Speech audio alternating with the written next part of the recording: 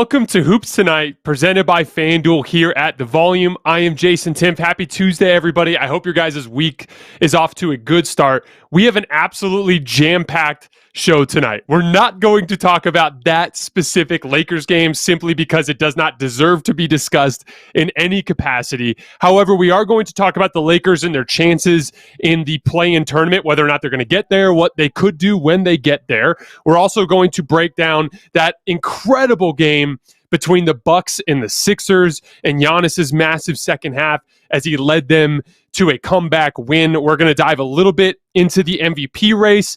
And then at the end of the show, I'm going to give you guys my top 5 contenders in each conference. So not power rankings, not ranking the teams. I'm just going to talk about which teams I think have the best chance to win an NBA championship. And then we've got some special stuff for you guys planned in there as well. But let's start with the Lakers. So I went on with the guys from Silver Screen and Roll today, and we were talking a little bit about the realities of this next couple of weeks for the Lakers. So just to give you guys an update on what the situation is, Chris Haynes reported that LeBron and AD are probably both going to sit out on Thursday in Utah, but that they'll probably both play on Friday at home against the Pelicans.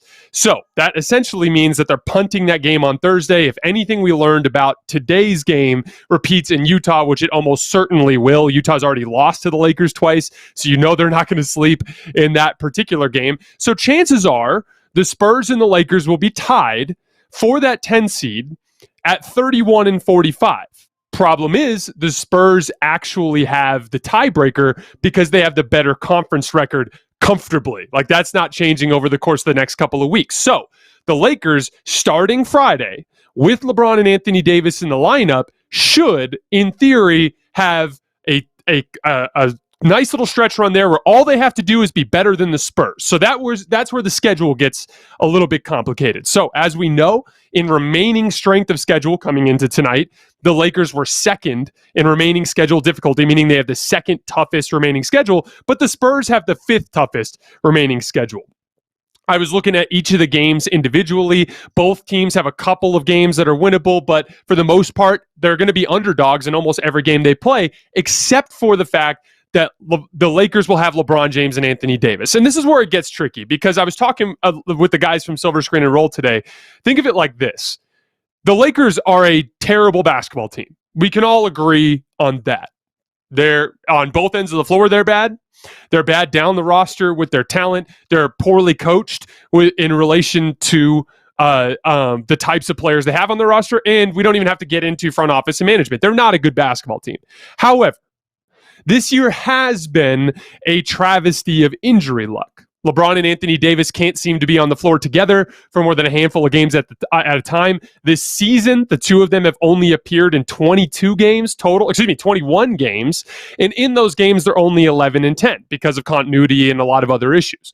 But while we can all agree that the Lakers, when healthy, with LeBron and Anthony Davis, are not a contender, meaning like a top-tier contender. They're not Phoenix, obviously.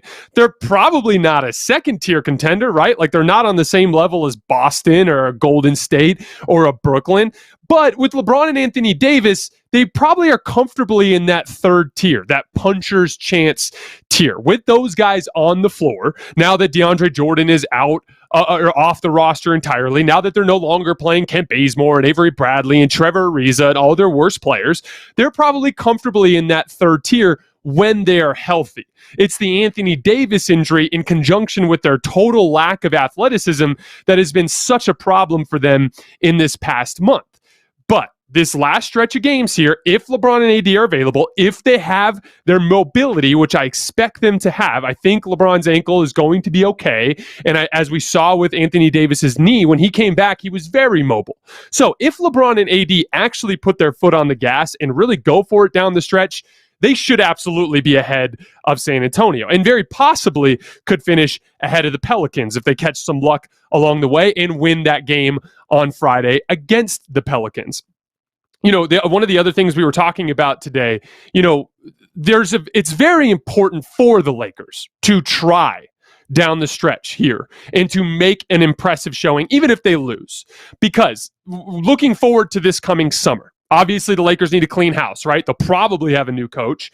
They'll probably have a bunch of different role players. They'll probably have a very different dynamic surrounding the team. But in order to do so, they need to hang on one second, guys. In order for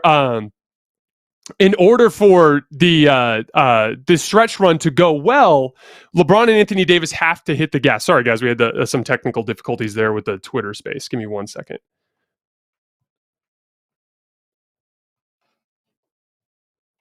So, anyway, down the stretch here, the importance for the Lakers to have a strong showing has to do with this coming offseason and the fact that you have to somehow convince players to come in at a discount. Just like what happened the last couple of years, the Lakers are primarily going to be relying on guys like Kendrick Nunn or Montrezl Harrell, so guys that probably could get 10, 15 million on the open market that decide to take a discount to come to the Lakers, or guys that could get that 5 to 10 million who end up taking a veteran minimum contract. We've seen a bunch of examples of that over the course of the last couple of years. However, the players can see injury luck. They can see that kind of thing. They can read through that. What they can't read through is poor effort. If they see a toxic situation, if they see a team that has quit, if they see a dumpster fire, it becomes very difficult to convince a quality role player to take a discount to come play for the Lakers. Think about it like this. You are, let's say you're, Jeff Green this summer or whatever, somebody that ilk of player, quality wing in that,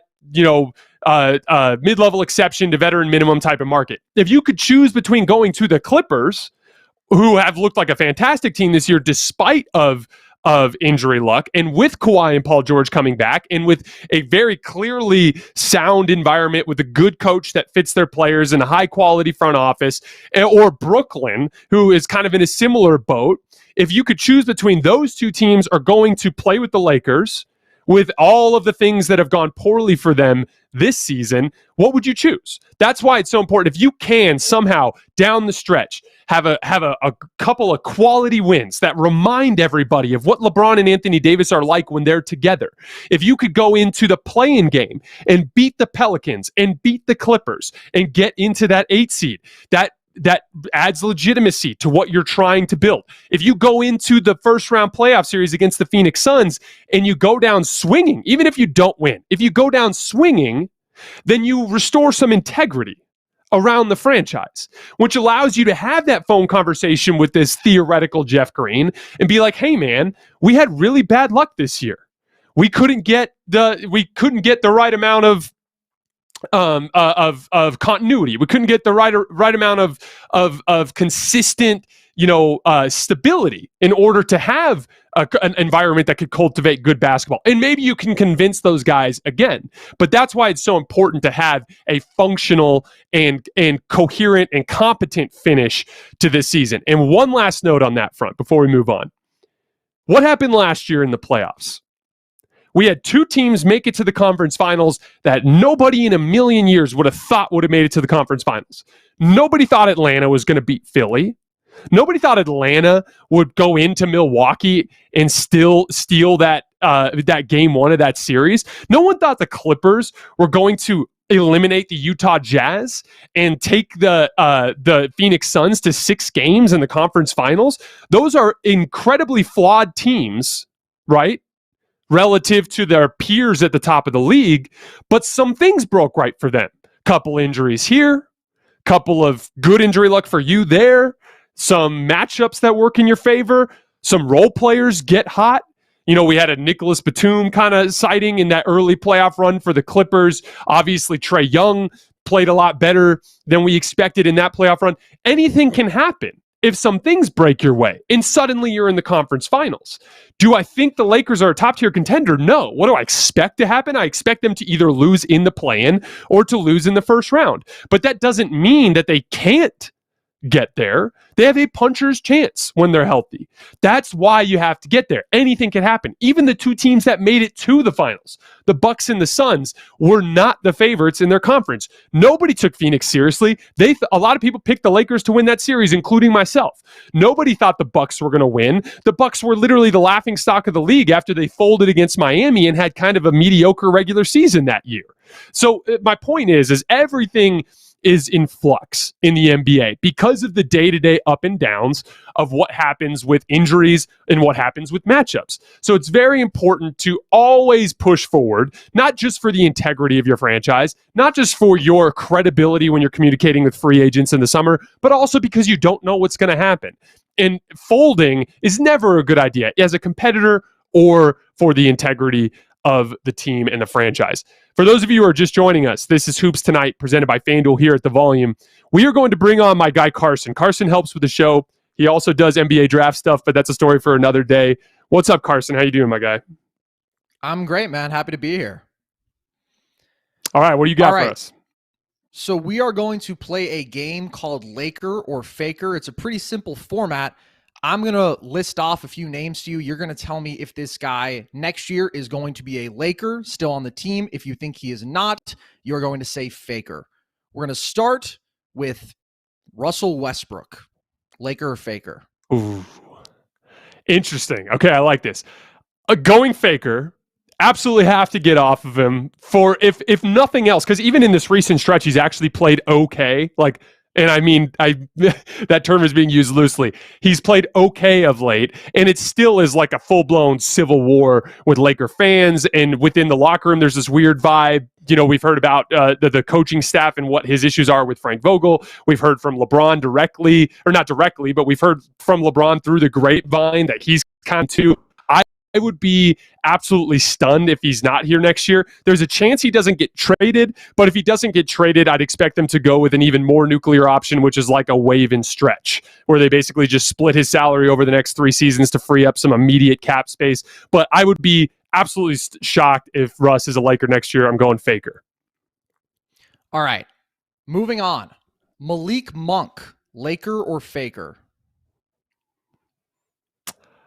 I'm going to go with Laker.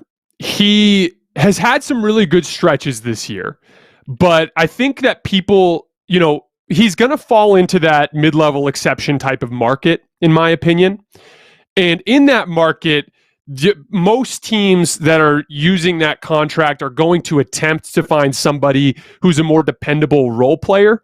Malik Monk has been a pretty bad defensive player this year, and while he's shown scoring pop and is off the bench, and he's had a lot of really good moments. I really, really like Malik's game, so I don't want to make it sound like that. However, I have a feeling that he's going to end up being a player that's in the mid-level exception type of territory, and I think the Lakers are going to be able to afford him, so I would be surprised if he's not here next year. I'm going Laker.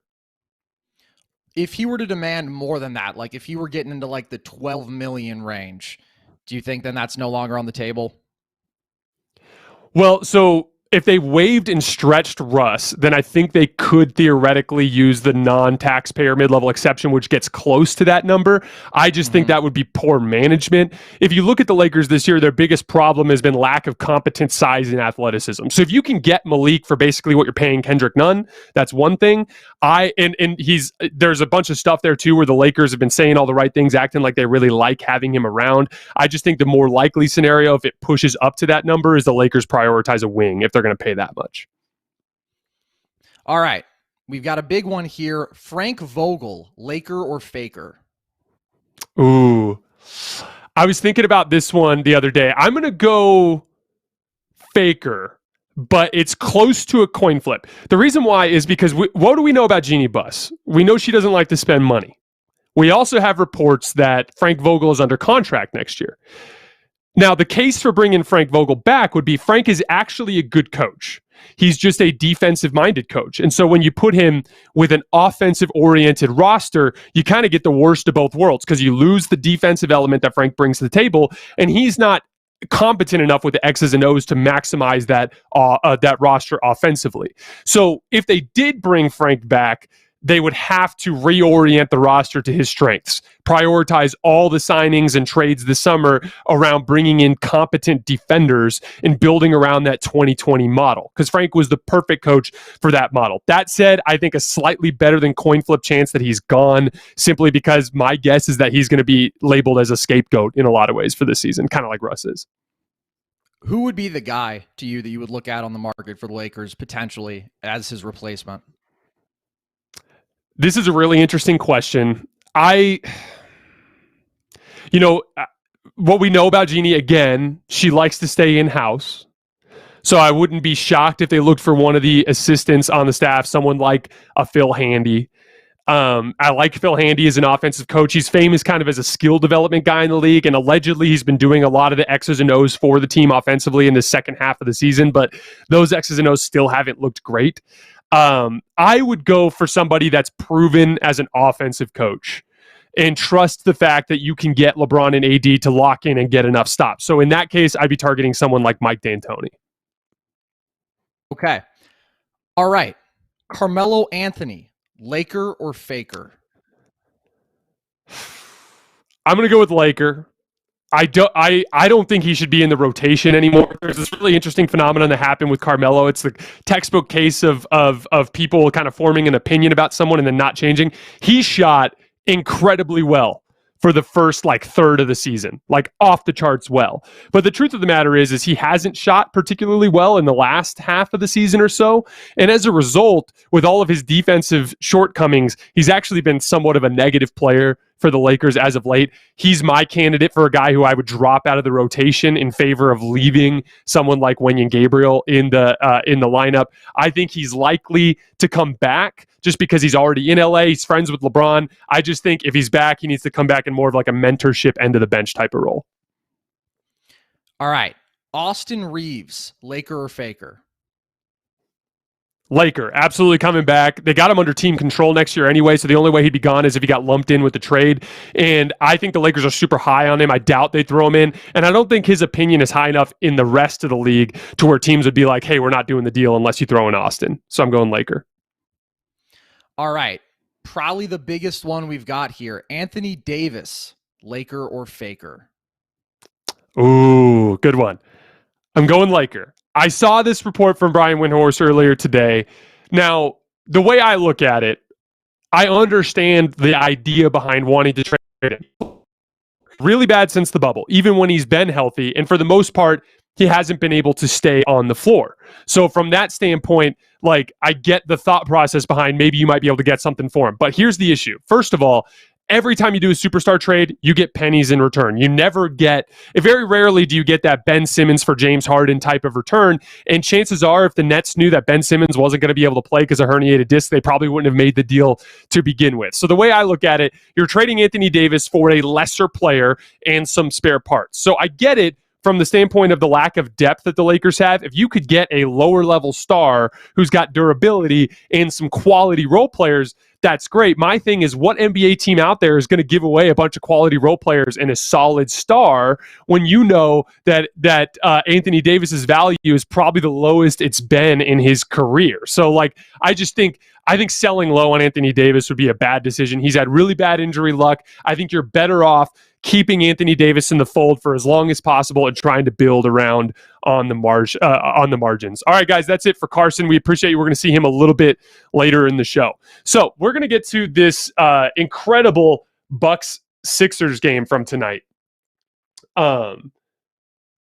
Sixers came out playing really, really well. Actually, the Bucks took a little bit of an early lead, but they stayed with it, and the Sixers weathered along. I was really impressed with the way James Harden played early in the game. As I've always said, James Harden, his entire game is predicated on getting into the paint. And I think he finished with 5 made field goals in the paint, which is a huge part of what opens everything else up for him. When he is getting to the paint, that's what allows him to have that defender on their heels a little bit, which sets up his step back. When he goes to his step back and the defender's on his heels and he gets great separation and he can go straight up and down, he's a good shooter on the step back.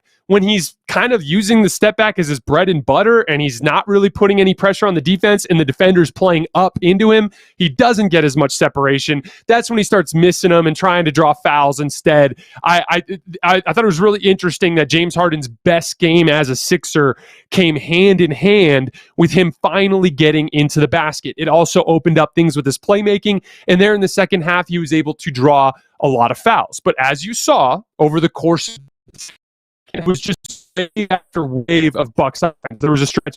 It was all the Philadelphia TV crew setting me up properly with the stat here. I'm pretty sure that that Giannis scored 15 consecutive points to end the quarter and to start the fourth quarter.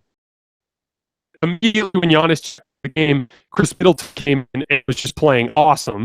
And then as soon as Chris Middleton kind of cooled off, here came Drew Holiday, and Drew Holiday was awesome.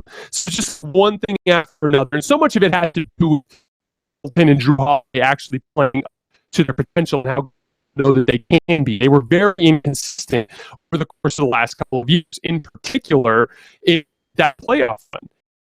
The early stretches of that playoff run when the Bucks were struggling, it was a lot of bad Holiday games. That was to have those problems. Drew Holiday, I don't know if the Olympics or if it was the deal is he's more confident than he has ever been. He's fantastic. That changes the entire dynamic of that team. Now, you know, Giannis obviously was amazing tonight. Obviously, I think he's in contention for being considered the best player in the league.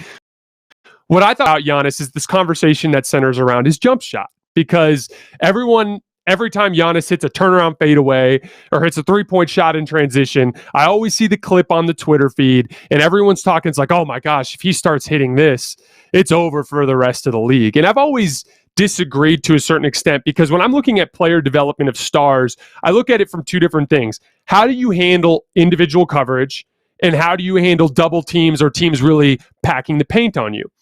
In individual coverage, Giannis doesn't need a three-point shot.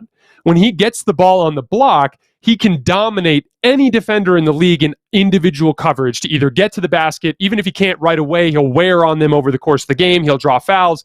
So I like the idea of having a jump shot as like an audible to save your legs. So you've bullied your way to the basket 2-3 times in a row and you're tired, but you have the same matchup and you're still in single coverage. It's nice to have a longer jump hook from further away from the basket, or a turnaround jump shot, or a face-up game as something you can do to save your legs, but it's not as important in the chess match of the game. The chess match of the game is going to involve you punishing single coverage until they send multiple defenders at you. This is why I've always said the most important part of Giannis's development is always going to be his passing. And he's kind of plateauing a little bit in that department, which happens to a lot of players because playmaking is so much of a natural gift. It's like the Jokic's and the LeBrons and the Luka Doncic's and the Chris Pauls of the league. Those are usually like your Mount Rushmore of playmakers in the league right now. Those guys are born with it to a certain extent. And there's a little bit of a plateau for Giannis, but the biggest thing that will be the biggest indicator of whether or not Giannis can be that solo unbeatable best player in the league will be his ability to make teams pay for sending help to him, far more than anything having to do with his jump shot. And so what I watch with Giannis on any given night is going to be his playmaking, how he does when things are low, when the defense has, you kind of like we were talking about with the Lakers and the Pelicans the other day in that video that I released, talking about digging into the paint and shutting off driving lanes. When the wall is built and Giannis can't plow over everybody, can he consistently spray out to shooters or to cutters to keep the defense loose so they can't load up on him? That's always going to be the biggest element of Giannis's game to watch moving forward. But with the Bucks, you know, we're going to get into this a little bit later when we talk about the East contenders. The Bucks defense has just not been good enough this year at all. At any stretch of the season. I keep like pulling little shorter, chunks of the season to try to see if there was some stretch of time where maybe they flipped the switch. Because when I'm looking at the championship team compared to this team, what I'm looking for is flashes. because it's unrealistic for us to expect the Bucks to bring that same level of intensity that they did before they had the ring. That just goes against human nature. There's no way in hell that the Bucks want this title as bad as the Suns do, because the Suns haven't been able to sleep probably for the last calendar year as they've been punishing themselves mentally for all the mistakes they made along the way that had them coming up short. The Bucks are never going to have that type of mental motivation, even as great as Giannis is. So what I look for with teams like this, and that's not a problem unique to the Bucks, that's every defending champion in NBA history. So what I look for is the little short stretches. Did they have like a 15-game stretch where they looked like the old Bucks? And they just haven't. In March, once again, the Bucks had the 16th ranked defense in the league. So once again, coming into tonight, that is. So once again, even in this stretch, when you'd expect them to be, tuning up and stepping up and picking up their intensity, they're still not good enough on the defensive end of the floor. And I know Bucks fans will tell you, oh, it's because Brook Lopez was out. But my thing is, like, they have enough talent on that roster to be a coherent and competent defense even without Brook Lopez. That's what I've been being told about Giannis Antetokounmpo over the last couple of years. Perennial Defensive Player of the Year candidate, one of the best off-ball defensive players in the league. I don't really buy that excuse. Not to mention drop coverages with Brook Lopez are kind of a regular season fad anyway, and they don't work as well in the postseason regardless. So I'm still worried about the Bucks in general. The one thing that makes me feel like maybe they still have that punch is their crunch time defense. In clutch situations coming into tonight, the Bucks have the 6th best defense in the league. So if there's one little kernel of hope that you can hold to if you're a Bucks fan in terms of them still having that defensive ceiling that they need to win a championship, it's what they do in crunch time. And once again, you saw tonight, Giannis, just a monster defensive play, run into the basket, timing the Joel Embiid rebound and that quick putback to swat it off of the glass. There's 2 notes that I wanted to talk about from this specific game as it pertains to a potential playoff matchup between these two teams. Now, will they face each other in the playoffs? Who knows? Like we talk about later, I expect one of these top 4 seeds to get knocked out by the Nets out of the play-in, coming out of the play-in, and these top 4 seeds are so in flux that you really don't know who's going to play who. But say the Bucks face the Sixers. There are 2 specific matchup things that I think are super interesting. First of all, Giannis, off-ball defense. So to start the game, they had Giannis on Matisse Thybulle. Matisse Thybulle is a okay three-point shooter, not a good three-point shooter. So as a help defender, Giannis was able to roam a lot more. But when Thybulle went to the bench, they bring in Georges Niang. Georges Niang is a much, much better three-point shooter. He's been right around 40% all season long, and he's tall. So he's got a high release point, a quick release, and he has a shooter's mentality. Georges Niang, if he catches with an inch of space, he's firing. He hit 2 massive threes at the end of this game. It's something he's been doing all season long. When Giannis was on Georges Niang, he wasn't able to leak into the paint as much. He wasn't able to roam as much. And these are those chess match things that are so interesting in a playoff series. If you're the Sixers, how good is Matisse Thybulle going to be in your defense? Is it worth it having him on the floor when you know that when Matisse Thybulle's on the floor, Giannis is going to hug up to him and be roaming around the floor helping? Or if you go with Georges Niang, you're going to have a much better time on offense. You're going to give James Harden and Joel Embiid much more space to operate because Giannis is going to have to stay glued up to Georges Niang, but you lose Matisse Thybulle on the defensive end of the floor. And maybe he's an important part of you being able to build your wall and stop Giannis. Those are the interesting little chess match pieces. What it's probably going to come down to is making shots. If Niang's knocking down half of his threes and Thybulle's broke, then it's going to be Niang that's in the game. If Niang's not making enough threes and Thybulle's competently knocking down 37% of them, then they can go towards Thybulle and be a much better defensive team. Those are those little details that swing playoff series. The last little note that I wanted to hit on this one was trapping Harden. So the Bucks did a lot of trapping and heavily shading towards Harden in their pick and roll coverages tonight. We saw the exact same thing from the Phoenix Suns a few nights ago, where they basically were double teaming James Harden on every single pick and roll. This is a strategy that I objectively disagree with, especially with this Sixers team. Obviously the Suns are a really good defensive team, and they did a pretty good job rotating around that. The Bucks aren't as good, but they did okay.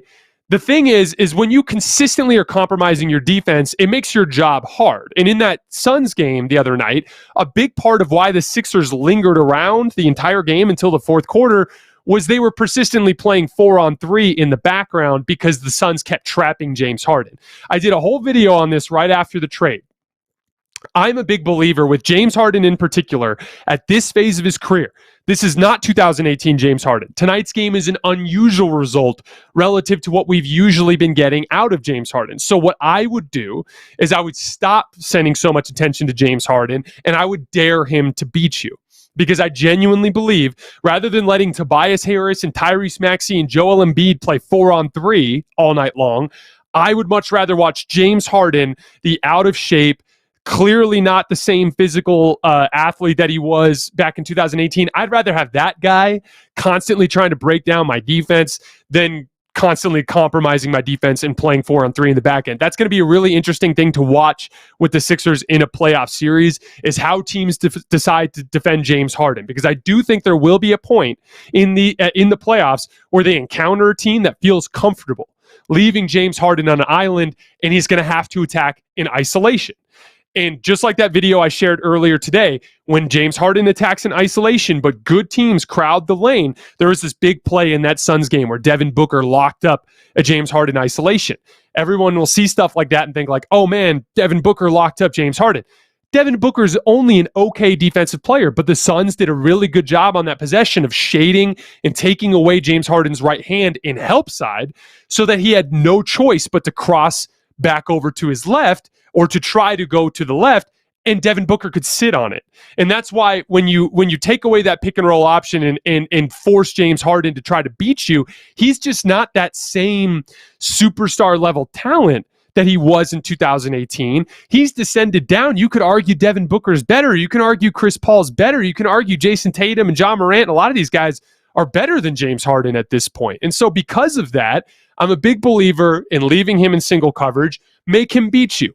Joel Embiid has been a freaking monster for the last couple of weeks. In that Suns game, when James Harden went 2 for 11 again, Joel Embiid was getting whatever he wanted. He had a run there in the third quarter where he was scoring damn near every time down the floor. He was a monster again tonight against the Bucks. Embiid's going to be fine. Get them to go away from him, double Embiid, get the ball out of his hands, force this to be a James Harden team, and I think that gives you your best chance to beat them. All right, so we're going to move on to this MVP conversation for a second. So ESPN released their straw poll, which they do a couple of times every year, and it's from actual MVP voters. So it tends to be pretty prescient about who's actually going to win MVP. Now, I was very interested in the results. To be clear, real quick, just a quick synopsis. Nikola Jokic had 62 first-place votes. Joel Embiid had 29 first-place votes. And Giannis Antetokounmpo only had 9 first-place votes. So if you guys remember my little MVP breakdown that I did the other day, I had Jokic in first place as well, but I said if the Bucks got the 1 seed, I'd give it to Giannis. I think he's very much the best regular season player in the NBA. I value what he brings on a night-to-night basis more than Embiid and Jokic. As good as Jokic has been this year, I think he has a textbook MVP case.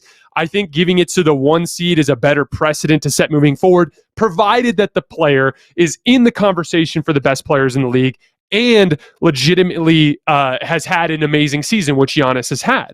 But what the voters are telling you is they're barely even considering Giannis, which I thought was really interesting.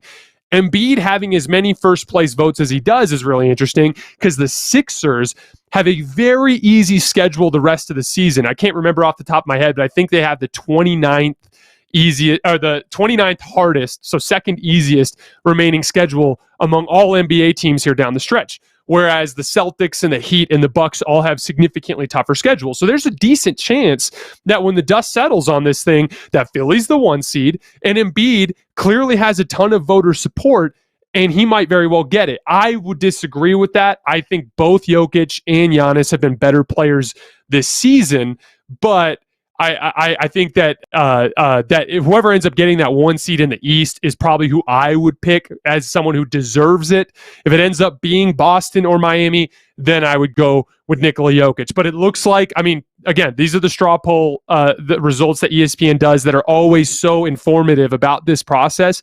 It looks like it's going to be Jokic. And like I say every single year in my little Twitter rants that I do from time to time, all of these MVP voters have egos. It's kind of just a natural part of the business, I think. And it's much, much harder for them to move off of a player than it is for them to just stay put where they're at. Because then they can point to all the articles they've wrote all season, all of their analysis all season. If they want Jokic, it's just going to take a lot for them to overturn that. So I disagree with that. However, it looks like it's going to be Jokic in the end. One last note on Devin Booker. I did a whole thing on this the other day, so I'm not going to get too far into it. But I broke down the criteria, and I talked about how, you're supposed to be the best player on the best team in the league, which Devin Booker has down pat, but he's not in the conversation for the best player in the league, and he hasn't been the most valuable player in the league. And this is where I'm going to repeat something that I heard from Ryan Russillo, who, 'cause I'm always listening to everybody because I always want to hear what other people's opinions are, because it just gives you more perspective. And the best synopsis of the Booker situation that I've heard was Ryan Russillo. He just said, have any of us for even a second thought that Devin Booker has been the best player in the league this year, or that he's had the best season? No. And if you haven't at least had that conversation, I don't think you can be in that. In that conversation, I don't think you can be a realistic MVP candidate. I appreciated that Ryan put that so succinct, because as is always the case with me, I'm going to have it in a lot more of a long, drawn out type of way. Booker has not had the best season in the NBA this year. So he simply cannot be the MVP by any measure that we've previously used this award for. So again, I predict it will be Jokic. I think it should be Giannis. I give Embiid an outside chance if he gets the 1 seed. All right, we're going to bring Carson back up for another game. What's going on, Carson?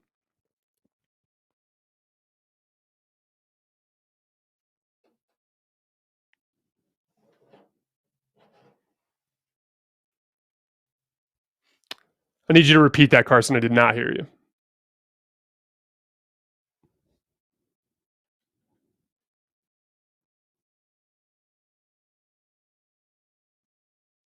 All right, we are having a technical difficulty with Carson. We will get that sorted out. I'm going to move on to the to ranking my contenders. So, again, to be clear up front, we're going to rank the top 5 contenders in the East and the top 5 contenders in the West. To be clear up front, contender does not mean power rankings. It does not mean what team is playing the best as of late. It does not mean anything having to do with anything other than, is this team, like if I was ranking percentage chances to be holding the trophy at the end of the day. That's all I'm factoring in when I'm ranking these teams. So let's start in the Eastern Conference. At number 5, I have the Miami Heat. This is a team that has been near the top of everyone's list for most of the season. They were at the top of the East for the vast majority of the season, but I never believed in them. And so much of that centered around what they do on the offensive end of the floor. And it's starting to finally materialize. I was referring to that offensive issue as something that would plague them in the postseason. And ironically enough, it's ended up being something that has plagued them in the regular season. So, as of late, since January 29th, they are 16-11. In that stretch, the Heat are 21st in offense and 3rd in defense. So they've had the 3rd best defense in the entire NBA since January 29th and are only 16-11. So all of those offensive issues that I've been talking about have finally come home to roost sooner than I even expected. So much of it comes down to a handful of different issues. So first of all is spacing. For regardless of who has the ball, if you're playing Jimmy Butler, PJ Tucker, and Bam Adebayo, that's 2 3-point shooters in Jimmy Butler and and PJ Tucker that are below average 3-point shooters. Are going to knock down maybe 1 out of every 3 or 3 out of every 10, right? And then Bam Adebayo, as I've laid out, has been one of the worst long-range shooters in the NBA this season. I know when we evaluate Bam Adebayo as a talent, we look at him as someone who is a proficient player from the mid-range. It just hasn't materialized this season. That lack of spacing has consistently been an issue for the Heat, going all the way back to the 2020 NBA Finals when the Lakers utterly shut them down anytime that series was really in flux. So from that standpoint, like it just, especially as we go into a postseason series and we're looking at, them against the Bucks or them against the Boston Celtics or them against the Philadelphia 76ers, I don't understand I don't understand how they're suddenly going to be able to score. That's going to be an issue for them throughout this entire postseason run. Now, another huge part of this is Jimmy Butler just hasn't quite been as good as he was last year. I know the numbers look okay, but if you dig into it a little bit, his playmaking has dipped a touch from where it was last year. His percentages have dropped from where they are last year. He's actually below 50% in effective field goal percentage, which weighs your field goal percentage with 3-point shots. And his availability has been an issue. Not to mention, we had this big blow up between him and Eric Spoelstra the other day. A huge part of that is just the way that Jimmy Butler can wear on people over the course of time. This is something that we've seen everywhere he's been over the course of the year. So I put them at 5th because the teams below them I don't think have any chance at all to win the title. A lot would have to go right for Miami, but I think they're clearly below the next 4 teams in this list. Number 4, the Philadelphia 76ers. So since the Harden trade, these numbers are coming into tonight, by the way, because NBA does not update their stats that fast. So since the Harden trade, they've been 9th in defense and 12th in offense. That's only okay, especially when you factor in the first handful of games. They utterly destroyed the Minnesota Timberwolves. They beat the New York Knicks twice and put up massive numbers. They floated a lot of those metrics with a handful of easy opponents early in that schedule. And so from that standpoint, for them to be 12th in offense, adding James Harden to the mix, it's a big disappointment. Now, so much of that comes down to James Harden and the way that he's been struggling. He had his best game as a Sixer tonight. So much of that's going to depend on whether that was an outlier or if that was the real deal. And so we'll pay attention to that moving forward. One other really weird note, coming into tonight, when Embiid is off the floor, but James Harden is on the floor, in 139 minutes, the Sixers have had a minus 2.3 net rating. There's something funky about that group. I thought it was a big part of why the Sixers went with no Harden, no Embiid in that beginning of the fourth quarter, which ended up backfiring as Giannis and Chris Middleton ran them over and made that into a game. But I think the Sixers are trying to work out some details of how to use James Harden. And so much of it is like, dude, hey, James Harden just has to be better. He's got to be a better player. And then with Joel Embiid, I just don't view him as highly as I view the stars at the top of the league because of his inability to handle double teams and because of how much he relies on foul grifting. I said this the other day and I got in trouble, but it's literally a fact. Joel Embiid is not as good at putting the ball in the basket in terms of field goal percentage as some of his peers are. He is a sub 50 field goal percentage guy. When you compare that to Giannis and Nikola Jokic and LeBron and Kevin Durant and how efficient those guys are, if you don't send them to the line, they're still making shots. Embiid can struggle a little bit if he's not getting foul calls in terms of his efficiency. So I'm just not as high on him as some of the other players at the top of the league. That's why I have the Sixers all the way down at 4. Number 3, the Boston Celtics. So to be clear, I would have had the Celtics at number 1. That's how confident I felt about this team before the Robert Williams injury. Digging into the numbers, they were about a plus 10 net rating with Robert Williams on the floor this year and about a plus 4 without him. So it seems like a big drop. Little context there. Robert Williams has started every single game he's played this year. And if you play your minutes with the starters, meaning the best players on your team, it tends to lead to some better metrics in that regard. So it's hard to properly weigh how important Robert Williams is to this team. The easiest way that I would describe it is depth. We talked a lot about the Celtics defense. It's the big part of why I believe so much in them. They are far and away the best defense in the league, in my opinion. They switch everything. They don't have to double, but when they do it well.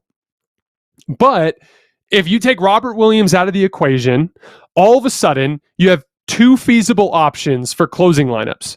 You can either go to Al Horford at the 5 and bring Derek White into the picture. Now it's Derek White, Marcus Smart, Brown and Tatum, and Al Horford, or you can go really small, right? And you can just take him off the court entirely, go with another guard or wing or like a Grant Williams or a Peyton Pritchard and, basically switch everything and hope to overcome that with athleticism. Bottom line is suddenly taking Robert Williams and his 30 minutes a game out of the picture puts a lot on Al Horford's plate. And he's older and he's had a history of breaking down in the past. So I'm just a little bit concerned about the Celtics from a depth standpoint. But at the end of these games, it's still going to be Tatum and Brown, Marcus Smart, probably Derek White, and Al Horford. And that's still going to be a really difficult team to beat. I'd take them handily over the Sixers and the Heat, and I think they're every bit as good as the teams above them. I'm just picking them below because I think their depth is going to inevitably become a problem for them down the line. Tatum and Brown look fantastic. They're both starting to shoot a lot better. This is still a bona fide title contender. I've just taken them down a notch from the best team in the East to kind of a little bit more in the mix. Number 2, the Milwaukee Bucks. So they're 11-3 since February 28th, counting tonight's win. They, coming into tonight, not counting tonight because the stats haven't updated, they're 5th in offense, 14th in defense, 6th in net rating. So their offense looks great, but still that defensive end of the floor is continuing to be a problem for them. They're good stretches. The stretches of the season where they've looked like the Bucks, where they've put it together, still hasn't been that world-beating, dominant type of good stretch that you would hope to see from a team that's the defending champion, to prove to us that they can still do it. In clutch situations this year, they are 6th in defense, like I mentioned earlier. That's your best evidence of them having a switch that they can flip. I don't think it's enough for me personally to put them at the top of this list, but maybe that's your hope, is whatever they've been doing in crunch time on defense is what they'll do when the chips are on the line. And then lastly, just Giannis. You saw him amazing again tonight. One of two things happened in last year's playoff run. Either he became a player who's as good as Kevin Durant and LeBron, or someone who's better than them. And we're going to find out in this postseason run. And he's that big wild card. And if he takes a big leap, if he shoots incredibly from the perimeter and from the free throw line, and his playmaking takes a leap, with everything else that he brings to the table, he's the best player in the league at that point, if that's the case. I don't predict that to happen. I would take KD over him. But Giannis is the wild card that makes the Bucks such a dangerous playoff opponent. Last but not least, my number 1 contender in the East, the team I expect to win the East, and the only team that I think has a realistic chance of so this gets tricky because they're in the play-in game, right? If you look at where the standings are at, they're probably going to end up in the 7th seed because they're going to finish 8th, but they'll probably win that first play-in game. So you're going to put the Bucks at number 7. The Nets at number 7. They're going to play one of those top 4 teams, whether that's the Heat, the Bucks, the Sixers, or the Celtics. They're going to play one of those teams. I would pick them over any of those teams, except for the Celtics if they had Robert Williams, which they don't. So that's how confident I feel about this Nets team. I think they're going to send one of these teams home early, which is really unfortunate for whichever team that ends up being. So much of this comes down to KD and Kyrie and their unique ability to be immune to spacing concerns. I did a full video on this last week. When you have guys who are comfortable operating in the mid-range, where their bread and butter does not involve putting their head down and getting to the rim, those guys are immune to spacing. As a result of that, they have an opportunity to play other forwards. When this trade first went down, I told you guys, I don't think they can play Bruce Brown and Andre Drummond at the same time. Well, I was proven wrong about that because for the most part, KD and Kyrie aren't operating in the paint. So they feel plenty comfortable operating with that kind of spacing. So as a result, having Bruce Brown and Andre Drummond on the floor, that bolsters the athleticism of those lineups. That bolsters the physicality of those lineups, their ability to be successful in the glass and on the defensive end of the floor. In their last 10 games, I know everyone thinks the Nets they've had some ugly losses recently. I know that one to Charlotte the other night was really disappointing. They lost to the Grizzlies without John Morant, I know. But over the course of their last 10 games, they're 14th in defense, which I think is more than good enough with this group. They're still dealing with some continuity stuff. These losses, like the one to Charlotte and the one to Memphis, I think over time they'll be able to work out. This is a team that's effectively in training camp. If you really look at it, KD and Kyrie are finally getting consistent minutes on the floor together. There's a bunch of new guys in the fold like Andre Drummond and Seth Curry. I'm not going to judge them for these little losses here. I'm going to judge them by their ceiling, which they've flashed plenty of times over the course of this last couple of weeks. They have a 125 offensive rating with KD and Kyrie on the floor this year, plus 11.3 net. They've been winning it with those two guys on the floor, and they're going to have them on the floor moving forward.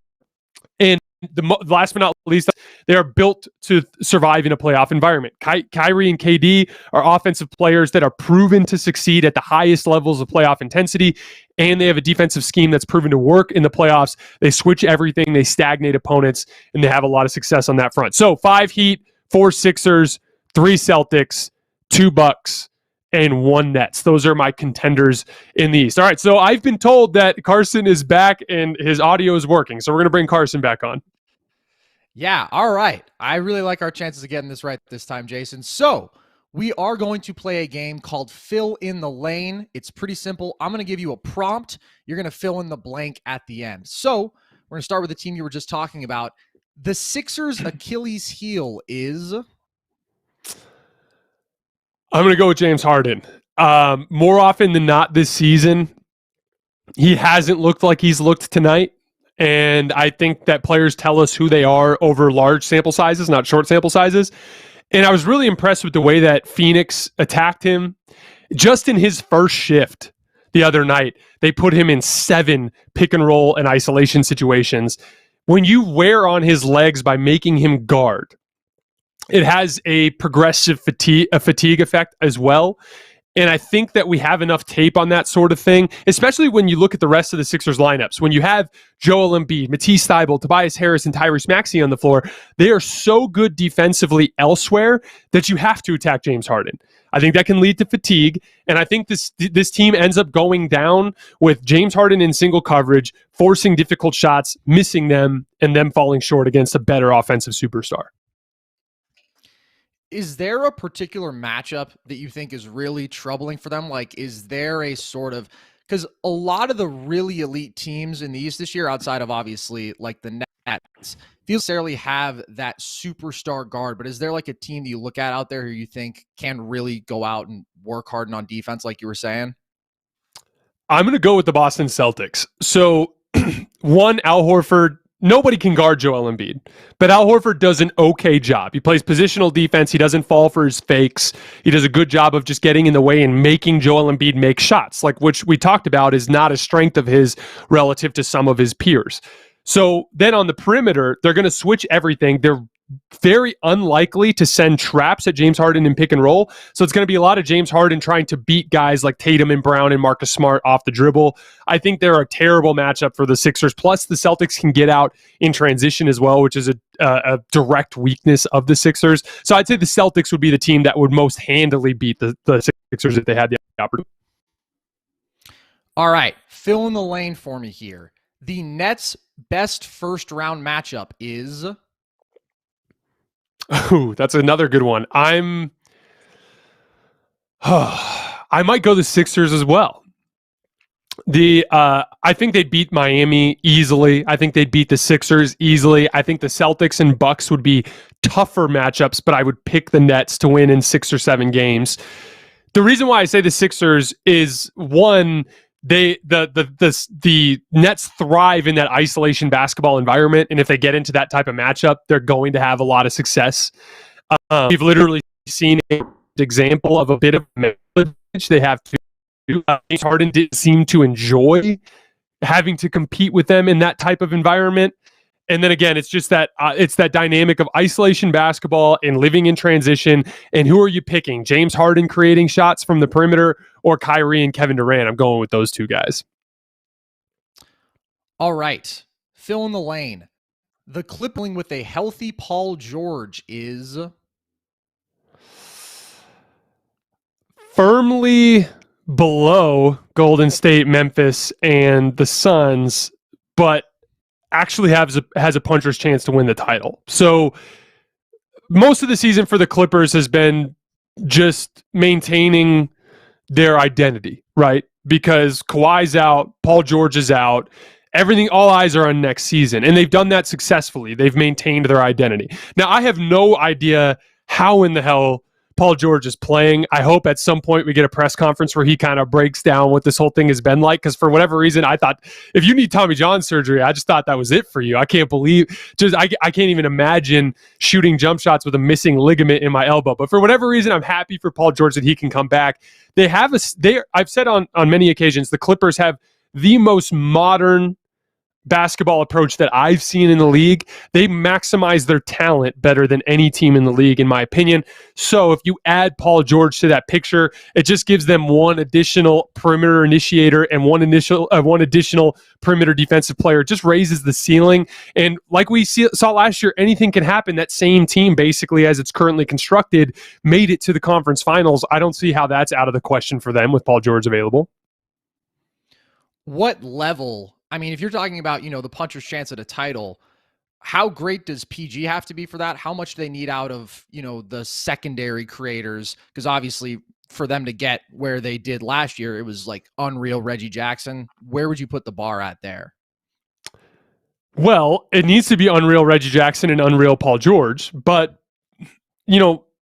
there's kind of it's like the concept of having the monkey on your back. You know what I mean? Like when you break through that wall, something happens psychologically and you start playing better. It happened with Giannis last year. Happened with Paul George last year. Paul George, I used to roast him all the time. He had lost 5 consecutive playoff series coming into his tenure with the Clippers. And it's like something clicked for him and he just looked comfortable on the floor all the time. And we already know that Paul George and Reggie Jackson playing the way that they did last year in the postseason was enough to push the Suns to the brink. They won that series in 6 games, and I remember 2 games early in that series, one in particular where they won on I think it was the one where they won on the Ayton lob, right at the buzzer. And then there was another one that they won, I think like 96-92, like really close barn burner type of game. That's one of those series where the Suns won in 6, but it was a lot closer than it looked. And that same Suns team is basically what we're looking at right now is the runaway title favorite. I'm not saying that they're going to be that type of team, but that's what I mean by puncher's chance. If Reggie Jackson and Paul George get it going, of course they're capable of beating anybody if enough shots go down. A lot of people are saying, PG without a ligament, you on your best day shooting the lights out, you might be the better option there. That's what I'm hearing from some people around the league. That's all I'm saying. All right, fill in the lane. The NBA scoring title will go to... All right, I think it's going to be LeBron. The thing that's tricky with this is I think LeBron's got a little bit of a lead now. I think he's up to like 0.2 of a point in the lead, which is bigger than it's been of late because all those guys have been jam-packed right around 29 points per game for most of the last couple months. The tricky thing is with Anthony Davis coming back, is LeBron going to gun as much as he has been? That'll be the trick. However, I think the scoring title matters more to LeBron than it matters to the other guys. KD's got a bunch of them. Giannis legitimately doesn't care about him. And Embiid, I think, cares more about the MVP. So I think LeBron will understand the bare minimum that he has to do to lock that thing up, and I think he'll get it done. How much do you think it actually matters? Like, is the significance of it mostly just that, he went out there and did it in year 19?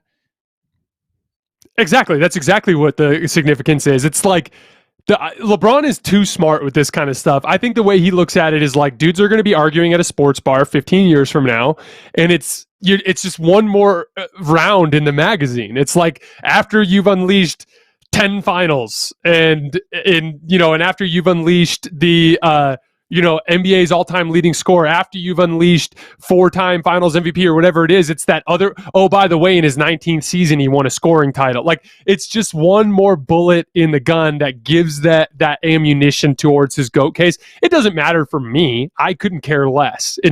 My opinion of LeBron kind of is what it is at this point, but you could sway some people with it, and I think LeBron's trying to fight for every inch that he can at this point. All right. Last one here. The NBA player you would least want to be slapped by is... Man. I'm going to go with Joel Embiid. There was a play in that fourth quarter today. I don't know if you saw it. He's isolating Brook Lopez on the left block, and he does a jab step, and Brook buckles just a little bit to the side. And I talked about this in a video that I recorded yesterday, but when you're working in tight spaces on offense, if you can create a tiny bit of separation, it's rather than trying to go around somebody, you want to try to shoot that gap with physicality and try not to get pushed off your line. It's such an important part of operating in space. And Joel Embiid did that perfectly. So after he does the jab step, Brooke buckles just a tiny bit. Joel just does a vicious power dribble and like just flies into the lane and hits Brooke Lopez in the sternum with his shoulder. Brooke Lopez goes flying and he ends up getting an and one. And I was just sitting there thinking, like, that's just brute force. And I think Joel Embiid is probably the greatest brute force athlete that we have in the league right now. With Giannis, he's got the best combination of speed and quickness and coordination with that. But in terms of just pure brute force, it'd be Joel Embiid. Couple that with the wingspan. I think if he loaded up on me, there's like at least a 97% chance I'd be knocked unconscious. What about you, Carson? Yeah. Well, Embiid was actually my first thought too, just because I feel like he has enough dog in him and enough of like the nastiness, because that's a lot of the guys who if James Johnson comes up to me and slaps me, I think that I'm done for, because that guy's an actual fighter. He's a pretty intense guy. I think Jokic, there's a lot of weight there. The dude had knives thrown at his head throughout his childhood, grew up in, Sombor, Serbia. I'm not enjoying a Jokic slap to the face. I feel like Pat Bev might throw a scratch in there, just do something really, really, dishonorable. But yeah, I think Embiid is a really good choice. I mean, again, he was the first guy who I don't want to slap from Joel Embiid at all. James Johnson was an interesting one. He's just famous for being like a jujitsu's Krav Maga something type of fighter. So the thing is, the problem is James Johnson would hit me, and like if I gave him a dirty look, he would continue to hit me, and then I'd be down for the count. So that'd be the issue there.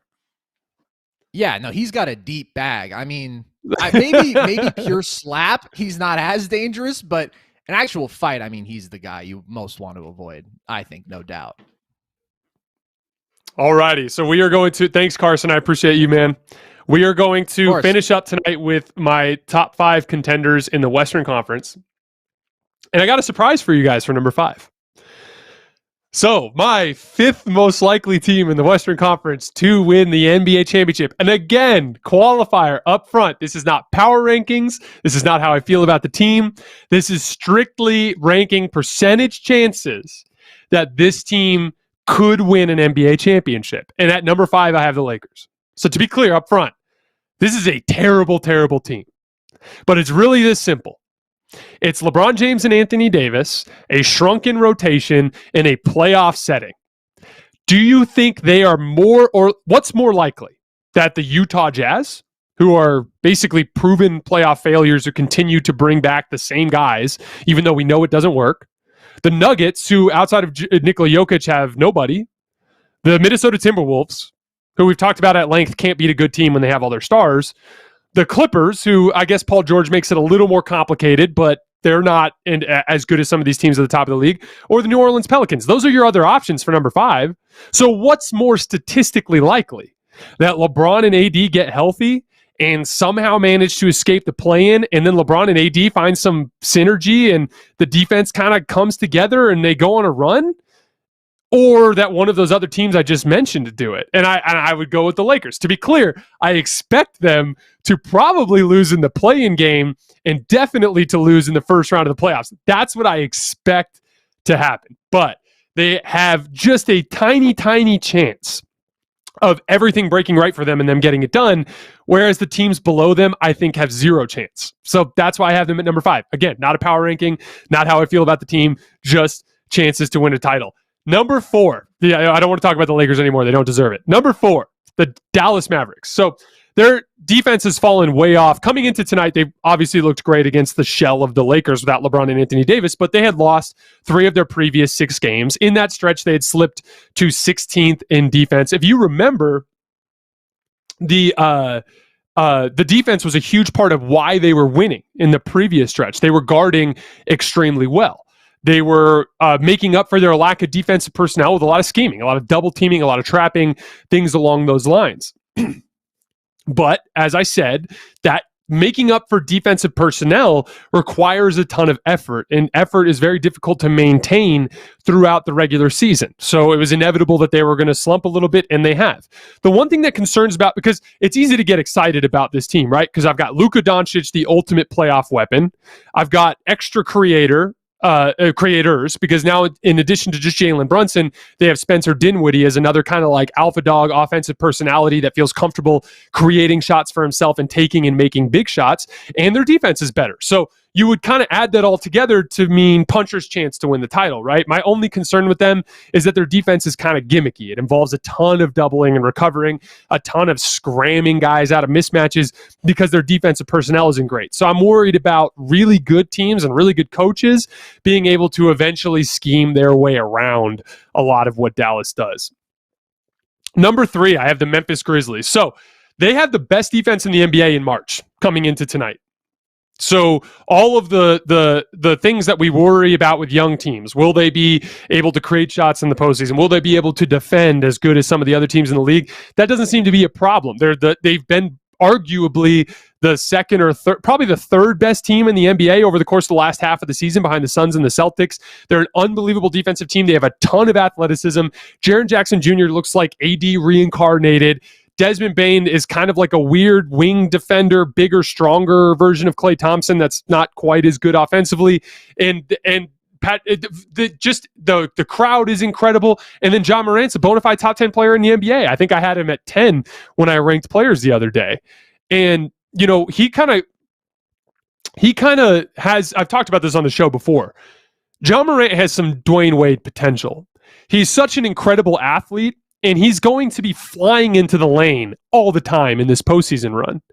And, reffing can always go one way or another. There's fouls that occur on every single possession. It's really just about whether or not a ref feels like calling it. And we do see that fouls get called less often in the postseason, but we've also seen that's primarily with the janky stuff. They're less likely to call flopping in the postseason. They're less likely to call the James Harden, Joel Embiid, foul grifting type of stuff. But they are known to call stuff around the basket, just like you saw with Giannis last year with all the foul calls that he was getting. So the wild card for the Grizzlies is if John Morant's going to get a ton of calls on his drives to the basket, that just makes them a way more dynamic offensive team and makes them a lot scarier. The one big concern I have for them is their lack of secondary offensive creation. Like I've said many times on the show, Jaren Jackson Jr. is a bit of a bull in the China shop, so he's going to struggle when teams really scout and take away his easy stuff. Yeah, if you leave him on an island, he's going to run guys over and get layups, but no good playoff defense is going to do that. And then Desmond Bane is more of a slasher than he is a creator. He's great flying off screens. He's great attacking closeouts. He's great shooting the 3-ball, but he's not like a stare you in the face and break you down off the dribble and make plays type of guy. So that kind of leaves you with Dillon Brooks. And is Dillon Brooks going to be productive enough as a secondary perimeter initiator to help spell John Morant? I don't think so. That's why I have them down at number 3. The one interesting wrinkle with Memphis that makes them a little bit more interesting is home court. So even though they're second in the West, they have a better record than anybody in the East. So outside of a matchup with Phoenix, they would have home court advantage in every single series. And as a result of that, when you look at Memphis and how crazy their home crowd is and the way that young players in particular feed off of home crowd energy, that kind of gives them another unique element. Number 2, I have Golden State. Not a ton to say about them because they've barely looked like themselves. The Golden State Warriors season has been cursed nearly to the same extent as the Lakers. The difference is they're well run. The Lakers have had injury issues, but they're also a very poorly run basketball team that actively sabotaged themselves in personnel.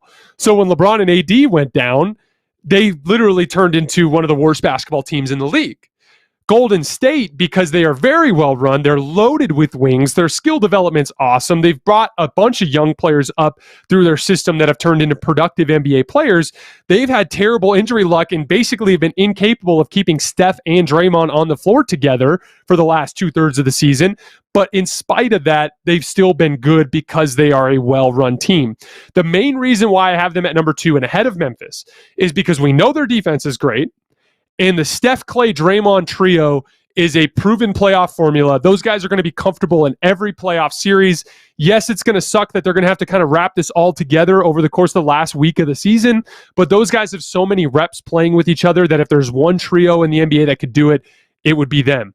Last but not least, the Phoenix Suns. Not going to spend too much time on them because I've railed on them nonstop on the show over the course of the last couple of weeks. They are the most talented team in the NBA. They're not as top heavy as some of these other teams in the league. No one's saying Devin Booker and Chris Paul are as good as Giannis or LeBron or Kevin Durant or anything like that. But what they are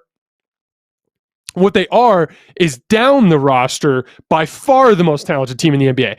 Chris Paul and Devin Booker can hold their own in superstar matchups, but it's also Mikal Bridges and how good of a closeout attacking wing and argue he's been in conversations for Defensive Player of the Year this year. That's how good Mikal Bridges has been. DeAndre Ayton is way better than what he's been asked to do with this Suns team. He has a level that he can get to that he's been holding in reserve. I think he deserves a max contract. Cam Johnson is incredible. Cam Payne is incredible. They have a big defensive wing in Jay Crowder that they can throw at people. JaVale McGee is an awesome backup center. They are far and away the most talented team in the NBA. Devin Booker's been playing so well lately, you could argue he's right there with Ja Morant competing for the 10th best player in the NBA. CP3 looks great. He looks way better than James Harden the other day, and they absolutely destroy teams in crunch time.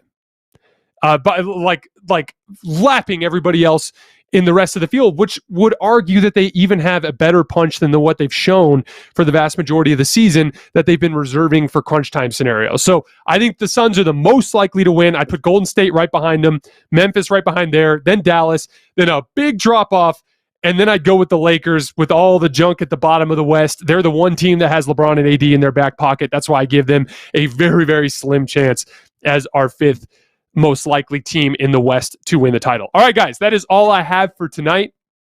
I appreciate you guys always for supporting the show. We will be back on Thursday. I will see you guys in a couple of days.